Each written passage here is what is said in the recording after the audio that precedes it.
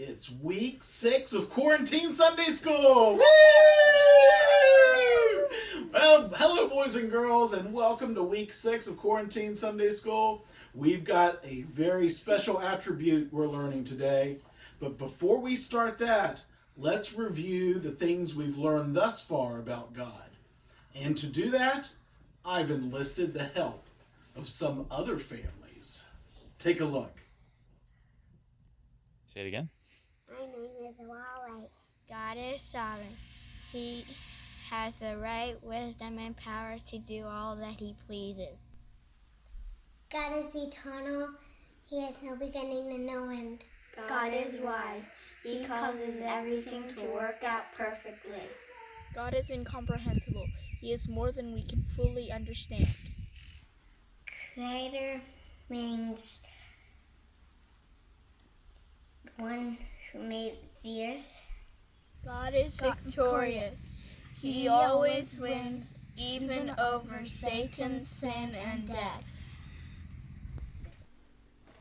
Almighty, God is all-powerful. Victorious. God always wins, even over Satan, sin, and death. Creator. God made everything. God has the right and wisdom and power to do all he pleases. God is the creator. He made everything. God is almighty. He is all powerful. Yahweh is God's real name. God is eternal. He has no beginning or end. God is the creator. He made everything. Eternal means God has no beginning or end. God is the provider. He meets the needs of all his creation. That sure was fun. Thank you to the Sutherland family, the Evans family, and the Bremner family for helping us review the things we've learned about God thus far. And boys and girls, can I get your help? If you'd like to be in a future Quarantine Sunday School lesson, maybe have your parents record you saying one of the attributes and its definition, and send it to me at the email address there on the screen. I would like to see you in a future Quarantine Sunday School lesson. But for this week, let's head on down and see what attribute we're going to learn this week. Let's go on down to my office. Welcome back, boys and girls. Do you recall what attribute we learned last week? Here's some clues about what we learned last week. Yes, Bremner family. God is the provider. He meets the needs of all his creation. That's right. We learned that God is the provider. God is the provider. God meets the needs of his creation. And we have many, many needs, don't we? We talked about a few last week. We talked about how we had the need for clothing. We have a need for a house or shelter. We have a need for air to breathe. We have a need for water. And there's something missing here. Someone ate my bananas, I guess. I guess someone had a need for food, right? That's another one of our needs. And God meets our needs. God meets every one of them. As it says in Acts chapter 17 and verse 25, He, God himself, gives to all mankind life and breath and everything. God meets all of our needs. But boys and girls, let me ask you a question. What about God? Does God have any needs? Is there something that God needs in order to live? If only I had a clue to tell me whether or not God had a need.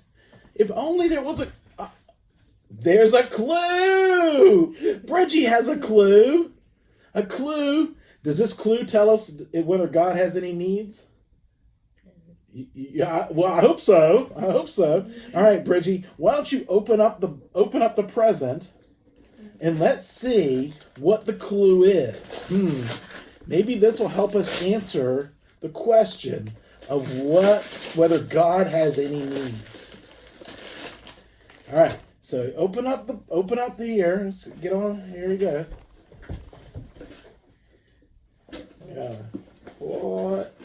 Dick. It's empty. What did you do with the clue? God doesn't need anything to live. But there should be a clue. There was a clue in here when I This is the clue. Did you take the clue?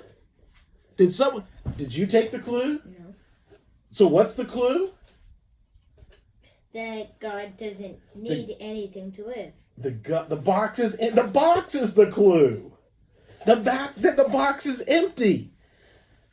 So does God need anything? The answer is what? No. God doesn't need anything, does he? God doesn't need anything. And how do we know that? Let me see here. How do we know that? Does anyone remember this? What is this? It's a circle. And we used the circle to teach us something very important about God, didn't we? What was that attribute that we learned about God with the circle? Yes. Henry?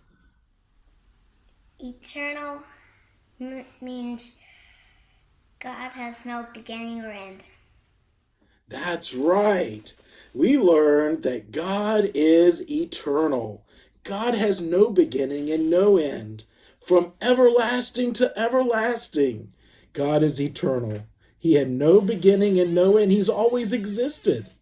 So if God has always existed, and he existed from the very beginning, is there anything else that is eternal like God? Is there anything else that has always existed? No.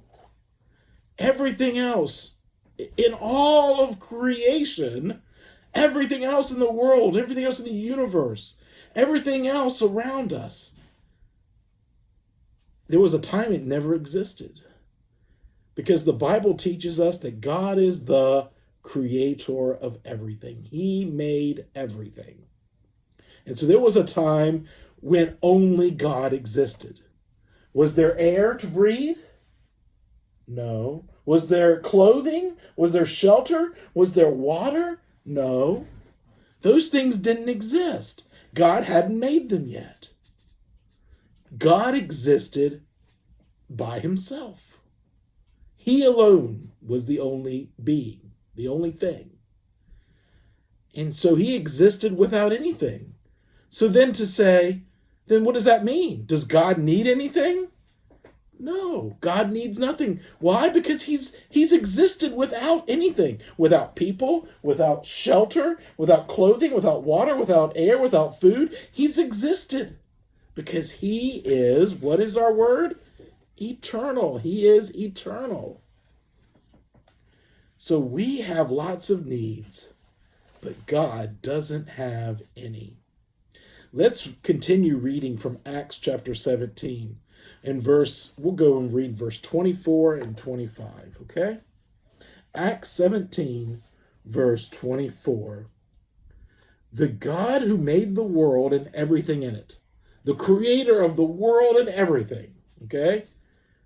The God who made the world and everything in it, being Lord of heaven and earth, does not live in temples made by man, nor is he served by human hands, as though he needed anything, since he himself gives to all mankind life and breath and everything. This verse says God doesn't need temples or houses to live in. This verse says God doesn't need to be served by human hands. God doesn't need anything. You see, God has provided everything, but God doesn't need anything. And what does that teach us about God for this week's attribute? It teaches us that God is self-sufficient. God does not need anything. Say it with me, boys and girls. self-sufficient. God does not need anything. Just like we need clothing and shelter and water and air and food, God doesn't need any of those things. Does God need, maybe he doesn't need things, maybe God just needs help. Does God need help? No, God doesn't need help either. God is self-sufficient. He doesn't need anything. What does the Bible say when God created the world? Isaiah chapter 44 and verse 24. I am the Lord who made all things, who alone stretched out the heavens, who spread out the earth by myself. God alone stretched out the heavens and spread out the earth by himself. Did God need any help with the creation? Did God need someone to help him make things? No. He did it all by himself. If he could make everything in all of creation, in everything that exists, if he could do that all by himself, is there anything else that God needs help with?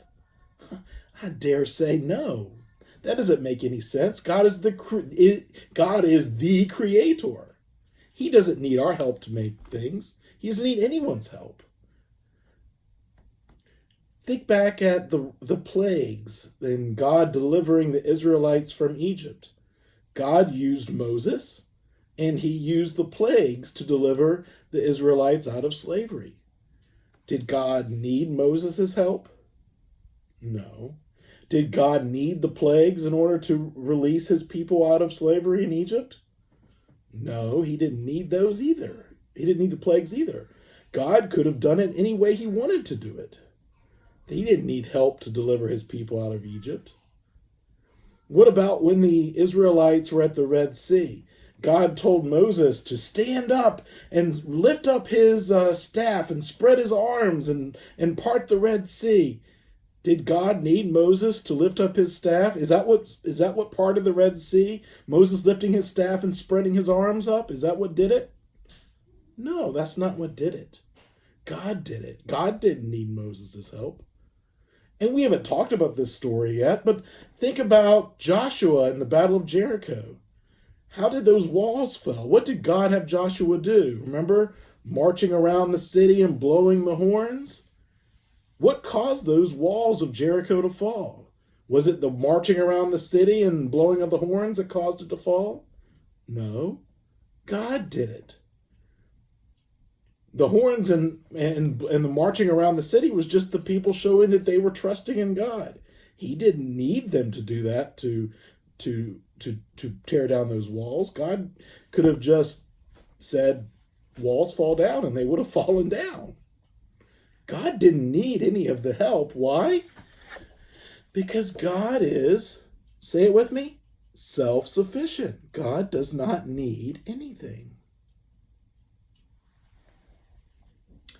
So, why is that a good thing? Why is it a good thing that God doesn't need anything? That's a good question. And for that, I'm going to go get some help from my girls. So let's go to our kitchen and we're going to talk about why it's a good thing that God is, what is our attribute, boys and girls? Self-sufficient. Why is it a good thing that God doesn't need anything? All right, come on with me now. All right, boys and girls, we're here in our kitchen and we're going to answer the question, why is it good that God is self-sufficient? Why is it good that God doesn't need anything? And to help me with this, I have 3 little orphans who are desperately hungry. They really want some oats. All right, so we're going to give each of my little orphans here some oats.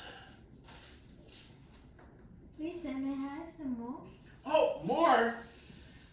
All right, now what happened to my oats when I gave them some more?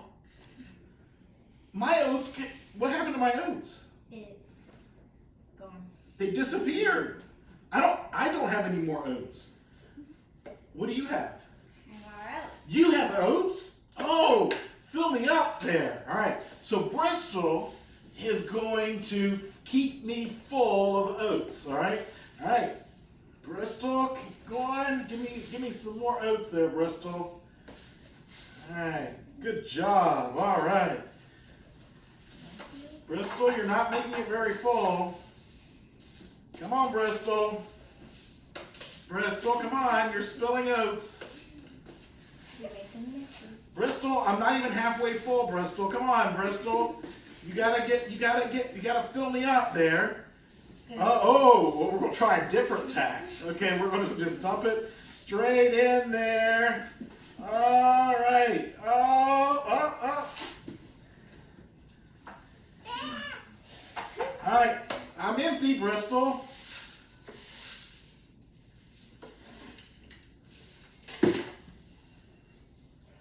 I'm empty, Bristol. Oh no. What does this teach us about why is it good that God doesn't need anything? You see, I am the provider. I was the one providing food to these poor little orphans. But as I provided them food, my food disappeared.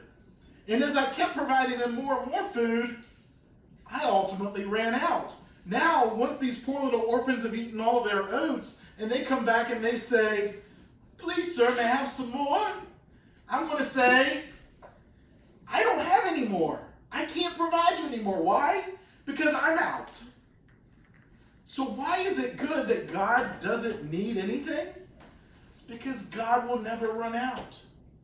He will always be able to provide and meet all of our needs, no matter what our needs are. God is there. And no matter if God gives me food or you food or anyone else food, God will never be without food. And as God gives me air and you all air, God will never run out of air. And if God gives me life and you life, God will never run out of life. God is self-sufficient. He doesn't need anything. And that's a very good thing. Because that means God will always be able to meet our needs. Don't we serve an amazing God? Yes, we do. A God who's able to meet all of our needs, and He won't ever run out. He will be able to meet them all.